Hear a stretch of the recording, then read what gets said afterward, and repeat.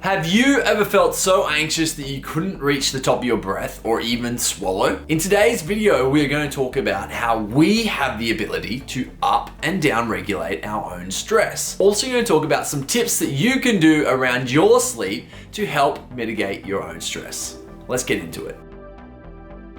Hey, I'm Matty from The Chief Life. Don't forget to hit the subscribe button to make sure that you get our ongoing content. And of course, if you do enjoy this video, give us a little thumbs up and share it with your friends. A major thing to realize is that we are in control of how stress levels are actually seen within the body. We can up-regulate our stress and down-regulate our stress due to how we are breathing. A really cool little tip or a little cool little trick to trial this out so you guys can understand how it feels is just some simple breath work. What I want you to do is follow along with me. We're going to exhale all of your air out and we're going to do a thing called super ventilations, which is a quick inhale with a quick exhale. So let's try it out. Exhale all of your air and we're going to start.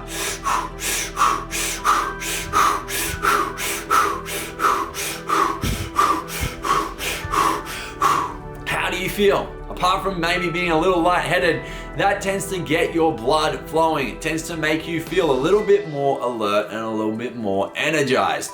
This is what we call up-regulating our stress.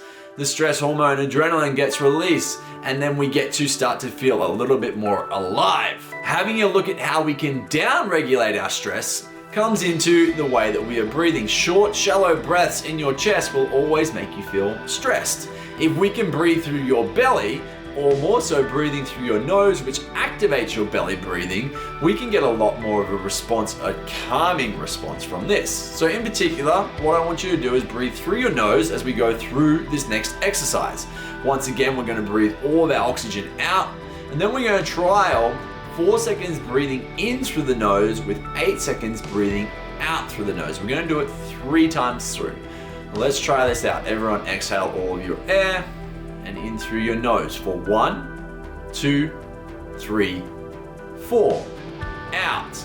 2, 3, 4, 5, 6, 7, 8.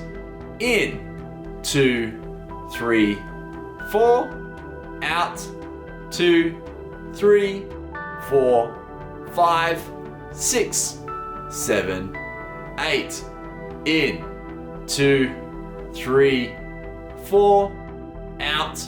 2, 3, 4, 5, 6, 7, 8. There we go. You might be feeling a bit more peaceful, maybe even a little bit sleepy after that one. And that's a great one to use before going to bed because it really does calm your nervous system back down. The thing to realize is that the difference between anxiety and excitement is our breath. How we are breathing has such a massive dictation on how we feel in the moment. When you find that you are feeling stressed next time, one thing to really focus on is that nasal breathing, and in particular that counting, that 4 seconds in, 8 seconds out, or just extending your out breath, making sure that it is as long as possible. Sleep is a massive thing that comes into your stress levels, and I actually did a 3-part series on sleep, which you can go back and check out by clicking the links above. But what I'm going to take you through is just a few different tips right now as to what you can do to help you establish a better sleep. If you're feeling anxious before bed, try all those breathing techniques we talked about, or call a friend, talk to your spouse, talk to a partner in general about how you are feeling and try to ease those nerves before you start going to sleep. Listen to relaxation music or some binaural beats or something of that form that can set your brainwaves into an easier chill state so you can zone yourself out. Do not take sleeping pills.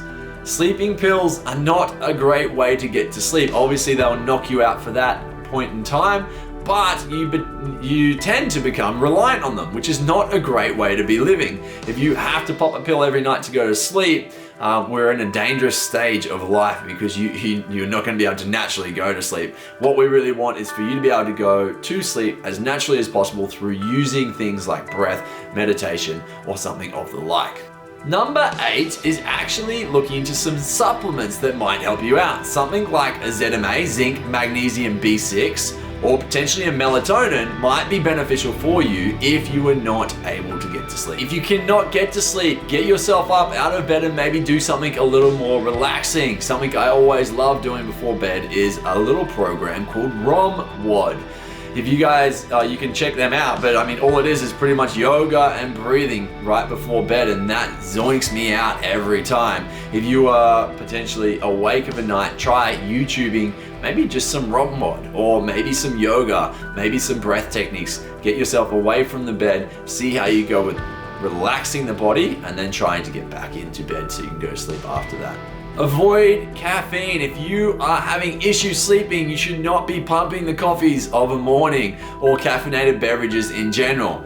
Caffeine is something that can affect your sleep day in, day out, and for multiple days in a row. If you find that you're reaching for 2, 3, 4 or more coffees in a day, there's a fair chance that's going to have quite an effect on how you are sleeping. Lastly, maintaining some exercise regularly. Like I said before, 15 to 30 minutes a day is all it takes to get some pumping little endorphins coming through so you feel a lot better. But it also helps you to get into a deeper level of sleep, a better quality of REM sleep. So hopefully that video has been a little bit insightful for you. We know that being stressed absolutely sucks. So that's why we're delivering this 3-part series on the stress mitigation. If you have not seen video 1, click the little link above and you'll be able to check that out. However, that is it from me today. If you want to find out more from us at The Chief Life, go to www.thechieflife.com. Thanks for joining, team.